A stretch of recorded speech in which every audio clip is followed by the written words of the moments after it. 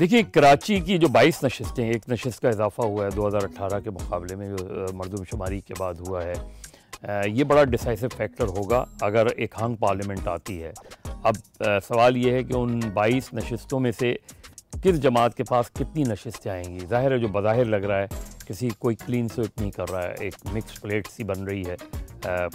किस तरह डिवाइड होगा, पाकिस्तान पीपल्स पार्टी कितनी नशिस्तें लेगी, जमात इस्लामी कितनी नशिस्तें लेगी, पाकिस्तान तहरीक इंसाफ कितनी नशिस्तें लेगी और MQM पाकिस्तान कितनी नशिस्तें लेगी। ये तो 4 ऐसी जमातें हैं जिनके दरमियान बज़ाहिर लग रहा है कि नशिस्तें तकसीम होंगी।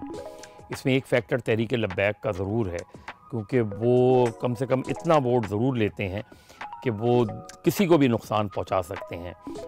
2018 में हमने देखा, पंजाब में ख़ास तौर पे हमने देखा कि तहरीक लब्बैक ने पाकिस्तान मुस्लिम लीग नवाज़ को काफ़ी नुकसान पहुंचाया उसमें। इसी तरह कराची में, क्योंकि एक बड़ा मेमन फैक्टर जो एक ज़माने में MQM के साथ होता था वो तहरीक लब्बैक के साथ चला गया।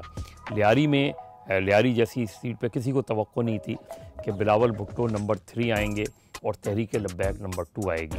तो तहरीक लब्बैक को नशिस्तें तो सूबाई असम्बली की उन्हें गालिबन 2 ही मिली, लेकिन उन्होंने वोट काफ़ी काटा उसमें। तहरीक इंसाफ का फैक्टर जो है वो बड़ा इंटरेस्टिंग होगा कि तहरीक इंसाफ ने 2018 में जो 14 नशिस्तें हासिल की हैं, इस वक्त जो उनके 2018 में उम्मीदवार थे जो जीते थे, उनमें से कई एक उम्मीदवार जो हैं वो अब तहरीक इंसाफ का हिस्सा नहीं रहे। जो सूरत हाल बनी ख़ास तौर पर 9 मई के बाद, काफ़ी मुतहर्रिक लोग थे जो इस वक्त नहीं है तहरीक इंसाफ में। तो जो रह गए हैं उनमें से तहरीक इंसाफ के लोग जो है वो किस हद तक अपने वोटर्स को निकालने में कामयाब होंगे। उनकी बहुत से लोग उनके अंडरग्राउंड हैं, वो ये एक्सपेक्ट कर रहे हैं कि वोटर ख़ुद पोलिंग स्टेशन पहुँचे। मुझे थोड़ा सा ये प्रॉब्लमेटिक इसलिए लग रहा है कि वो वोटर निकल के पोलिंग स्टेशन तक आना, पोलिंग स्टेशन में फिर वोट डालना, अगर कर लेते हैं ये तो ये बहुत बड़ी कामयाबी होगी। मेरा ख्याल है 2018 चाहे नशिस्तें ज़्यादा ना हों, लेकिन 2018 के मुकाबले में अगर 2024 में पाकिस्तान तहरीक इंसाफ 8-10 के करीब नशिस्तें हासिल करती है तो ये अंडर द सर्कमस्टांसेस बहुत बड़ी वो होगी। बाकी नशिस्तों का क्या होगा, फ़र्ज़ करें अभी हम बिल्कुल वैसे ही बात कर रहे हैं, लेकिन अल्टीमेटली तो रिज़ल्ट के बाद पता चलेगा। जैसे पाकिस्तान पीपल्स पार्टी का हम कह सकते हैं कि उनकी एक मखसूस कॉन्स्टिट्यूंसीज़ रही हैं आउटस्कर्ट्स ऑफ कराची में। वो ये एक्सपेक्ट कर रहे हैं कि हम 8 से 10 सीटें होंगे। मेरे ख़्याल में उनको पास अगर वो 6 से 7 सीटें भी जीतते हैं तो पाकिस्तान पीपल्स पार्टी अपना रिकॉर्ड ब्रेक कर सकती है, क्योंकि माजी में हमने देखा है कि उनके पास 3 नशिस्तों से ज़्यादा नहीं रही। अलबत्ता पिछले इलेक्शन में जो बाई इलेक्शन हुए उसमें 2 और हाँ थी, तो उनके पास 5 थी बाई इलेक्शन मिला के। जमात इस्लामी का फैक्टर बहुत इंटरेस्टिंग है, क्योंकि जमात इस्लामी ने बल्दियाती इलेक्शन में अच्छी खासी नशिस्तें हासिल की, लेकिन क्या वो ट्रांसलेट होंगी सूबाई और कौमी असम्बली में, ये जमात इस्लामी के लिए बहुत बड़ा इम्तिहान होगा। इससे अच्छा मौका जमात इस्लामी के पास हो नहीं सकता। उनके पास एक बड़े मुतहर्रिक हाफिज़ नईम रहमान जो उनके अमीर हैं, उन्होंने बड़ी कोशिश की है, बड़ी मेहनत की है, लेकिन क्या वो ट्रांसलेट होगी कौमी और सूबाई असम्बलियों की नशिस्तों में, ये जमात इस्लामी के लिए बड़ा इम्तिहान होगा। लेकिन जमात इस्लामी को बहुत सालों बाद एक ऐसा मौका मिला है कि जहां वो अपनी नशिस्तों में इजाफ़ा कर सकते हैं।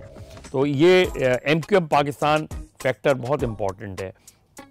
जो 22 अगस्त 2016 के बाद सूरत हाल बनी, MQM में तकसीम हुई, उसके बाद पाक सरजमीन पार्टी बनी और बहादुराबाद फैक्टर, PIB फैक्टर, लेकिन उसके बाद कम से कम ये 3 फैक्टर कम हुए, ख़त्म हुए, मर्ज हुए और MQM पाकिस्तान ने हमने देखा कि जो इमरान खान साहब के ख़िलाफ़ अदम एतमाद की तहरीक के बाद MQM पाकिस्तान जो है वो फिर कोलिशन गवर्नमेंट का हिस्सा भी रही, और अब वो ये एक्सपेक्ट कर रहे हैं और ये तवक्को कर रहे हैं कि उन्हें माजी की तरह जो है उतनी ही नशिस्तें मिलेंगी जो उनके पास 2013 में थी। यानी 2013 में गालबन उनके पास 17 या 18 नशिस्तें थीं।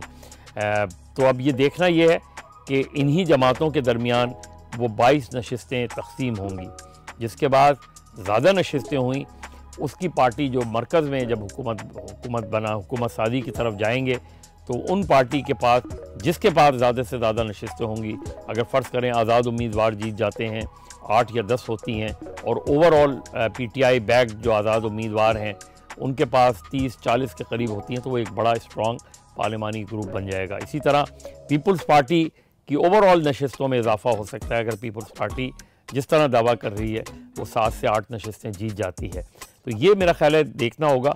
कराची हमेशा से पाकिस्तान की पॉलिटिक्स में एक डिसाइसिव फैक्टर रहा है और इस मरतबा नज़र ये आता है तमाम तर डिसएडवांटेजेस के बावजूद, तमाम तर नापसंद हालात के बावजूद, लगता ही है कि कराची का जो रिज़ल्ट होगा वो मरकज़ में भी असरअंदाज होगा। जो भी जमात यहाँ से नशस्तें जीतेगी उसका वोट और उनका वोट जो है वो कौमी असम्बली की में जब हुकूमत साजी का मरहला आएगा तो वो बहुत अहम किरदार अदा करेगा।